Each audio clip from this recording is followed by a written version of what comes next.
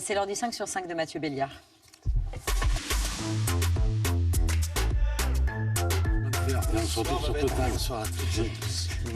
Restez, je vous en prie, Mathieu Aron. Une avocate qui lance le hashtag Accélérons la justice. Elle ne fait pas que lancer le hashtag, elle affirme porter des milliers de dossiers et veut assigner l'État pour lenteur de la justice. C'est une action collective qui s'appuie sur une jurisprudence. Elle réclame 125 € par mois par dossier, au-delà de 6 mois de procédure, plus des indemnisations pour préjudice moral. Ce sont des procédures au civil, du droit du travail, des litiges commerciaux. Et ce que dit cette avocate, c'est que le temps perdu, c'est la loi du plus fort.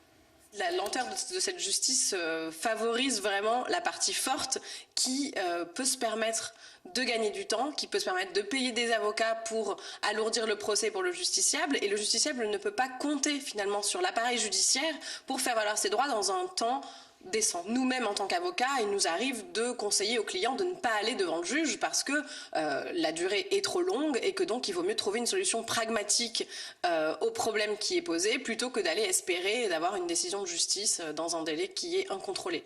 Je parle sous votre contrôle. La France compte 11,2 juges pour 100 000 habitants. La moyenne européenne, c'est le double. On passe du simple au triple pour ce qui est des procureurs. Pourtant, le nombre d'affaires était équivalent. Louis Amar et Camille Schmitt ont rencontré Fabien et Lola. En 2017, leur maison de région parisienne se fissure suite à des travaux dans leur rue. Les fissures passent de la taille d'un cheveu à celle de plusieurs doigts. Ils attaquent les entrepreneurs de travaux. Un arrêté de péril est pris. Ils doivent quitter leur logement. Une partie de la maison s'écroule, mais ils doivent toujours la rembourser.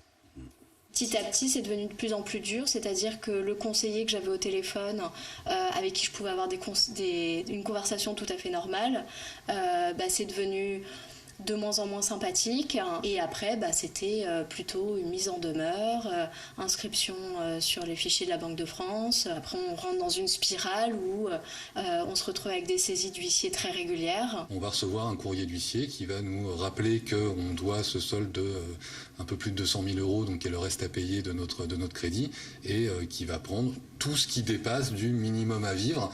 Donc pour une famille de 2 adultes et un enfant, c'est 500 €.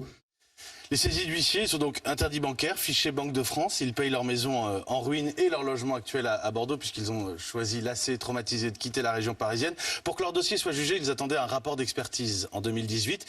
Ils ne l'auront qu'en septembre 2021. L'audience se tiendra. Le jugement sera rendu également le 2 novembre prochain. Et voilà plus de 5 ans qu'ils attendent. 2 semaines, on passe en mois, on annonce des dates mais qui sont jamais honorées. Il faut savoir que c'est quand même arrivé à un moment donné où on devenait parents. On sait que les toutes premières années d'un enfant, c'est très difficile parce qu'il y a un manque de sommeil, il y a un changement de vie avec la parentalité. Ça a été très difficile. On va donc fêter ces 6 ans à la fin de la semaine. Et ça me tord le cœur. Voilà. Elle est partie direct à 5 mois, elle a dû changer de lieu plusieurs fois, squatter chez mes parents. La première fois qu'elle a pu dire quel travail elle voulait faire plus tard, etc., ça a été de dire je veux réparer des maisons quand même. C'est pas anodin. Retour à notre avocate qui pose la question des moyens de la justice, bien sûr, en tout cas de leur répartition. J'ai eu l'occasion d'aller rencontrer des greffiers, je vois les conditions dans lesquelles ils travaillent, ils ont des piles de dossiers jusqu'au plafond, ils ont un outil qui ne leur permet de rien faire, donc ils doivent tout retaper, c'est-à-dire qu'ils tapent le nom des personnes quand ils reçoivent les requêtes, ils retapent tous les noms, etc. quand ils doivent taper une décision, donc c'est une perte de temps qui est colossale. Moi, la semaine dernière, par exemple, on m'a demandé d'imprimer absolument une note en délibéré parce qu'il n'y avait pas de papier au tribunal pour l'imprimer. Vous l'avez rappelé, Éric Dupond-Moretti, il y a eu de l'argent investi, beaucoup. Vous avez parlé des greffiers, mais est-ce que vous vous rendez compte que ces greffiers n'ont même pas Word ? Non, attendez, on va rectifier le tir. Là, on n'est pas sur les dossiers noirs de Total, on est sur un sujet que je connais bien. Alors, ce que dit cette jeune femme, elle a le droit de le dire, mais voyez-vous, monsieur, on n'a jamais embauché autant de magistrats, 700, de greffiers, 850, de contractuels, 2000, que depuis qu'Emmanuel Macron a été élu président de la République. Vous donner un exemple, sous François Hollande... Donc cette situation-là ne se reproduira pas, par exemple, le témoignage qu'on vient d'entendre. Cette situation-là, je conteste un certain nombre de choses qui sont dites, mais je voudrais que vous me laissiez m'expliquer complètement. Bon. Sous François Hollande, on a embauché 27 magistrats, on en a embauché 700. Sous Nicolas Sarkozy, c'est un chiffre négatif parce que ceux qui partaient à la retraite n'étaient pas remplacés. Donc, elle dit, et moi je fais. Pardon, c'est la différence peut-être entre nous deux. Bien. Et depuis que j'ai embauché ces contractuels, vous savez de combien le stock d'affaires en attente a diminué en matière civile. Est-ce que vous le savez? Non. 30%, monsieur. Vous dites work in progress, vous dites c'est en train de s'arranger. Je dis pas c'est en train, je dis ça c'est fait, 30%.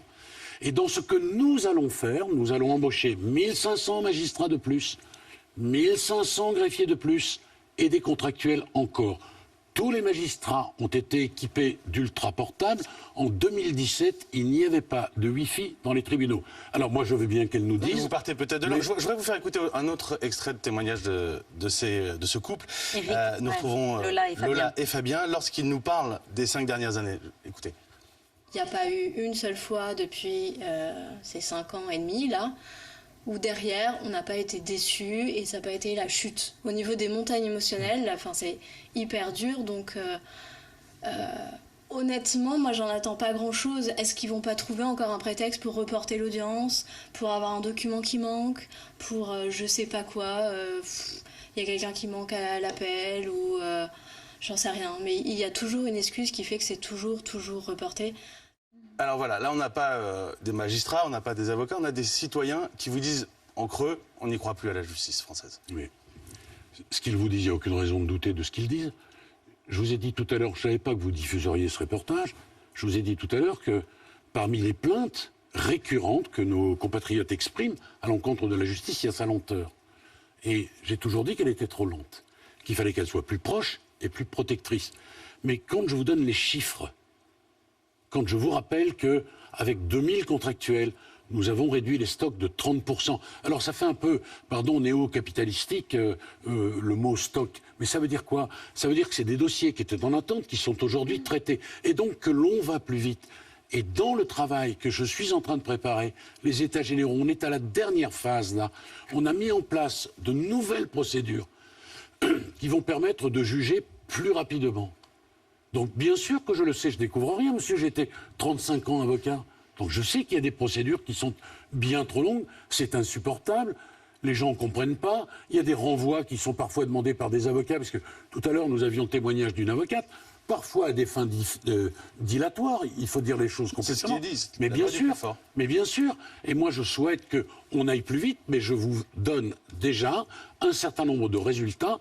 30% de réduction des dossiers en attente, ça n'est pas rien.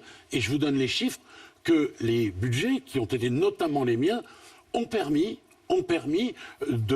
d'insuffler dans cette machine qui était à bout de souffle, et depuis 30 ans. Parce que la justice dans ce pays, c'est 30 ans d'abandon budgétaire, politique, à l'évidence, et humain.